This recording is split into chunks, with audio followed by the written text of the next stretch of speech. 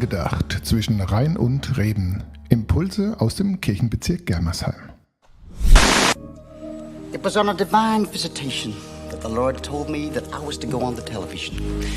I was lying on the bed and the Lord said, "Get me $18 million by the weekend in the name of Jesus." Während einer US-Tour Anfang der 1990er Jahre schalteten bzw. zappten die Jungs der britischen Popband Genesis im Hotelzimmer durchs amerikanische Fernsehprogramm und waren erst einmal peinlich berührt und dann nachhaltig verstört. Sie konnten kaum glauben, was sie da sahen. Ein Fernsehprediger leiert seinem Publikum das Geld aus der Tasche und verspricht Wunder, Heilung, Erfolg. Wenn sie denn nur etwas Geld spenden. Und je mehr Geld, desto besser, desto mehr Erlösung. Religion als billiges Geschäft, das schockierte Phil Collins und seine Bandkollegen sehr. Später erinnern sie sich dran, als sie ein neues Album aufnehmen und schreiben einen ironischen und kritischen Song darüber.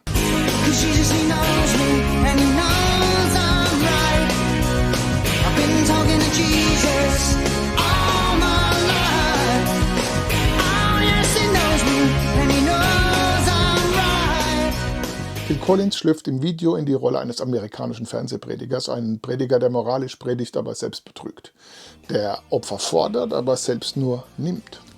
Was damals die Fernsehprediger waren, sind heute oft die Influencer auf Instagram, TikTok oder YouTube. Sie versprechen Glück, Erfolg, Gesundheit, den perfekten Körper oder finanzielle Freiheit. Und meistens gilt, wenn du nur mein Coaching buchst, meinen Kurs kaufst oder meinem System folgst, dann schaffst du es auch.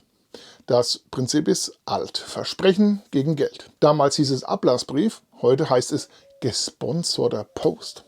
Und genau hier hakt der Song von Genesis ein. Das ist die freche Selbstgewissheit derer, die wissen, dass sie im Recht sind, einfach weil sie im Geschäft sind. Jesus He Knows Me ist mehr als nur ein Song über Fernsehprediger der 1990er. Er ist eine Warnung für alle Zeiten, auch für unsere.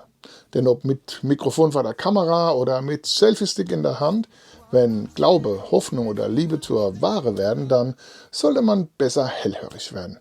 Und wenn du das nächste Mal einen Influencer siehst, der dir das Heil verspricht, denk an Phil Collins im Predigeranzug. Touch the screen. Touch the screen. Heal. Heal. Heal. In the name of Jesus. Please. Heal. Touch the screen. Angedacht zwischen Rhein und Reden. Impulse aus dem Kirchenbezirk Germersheim.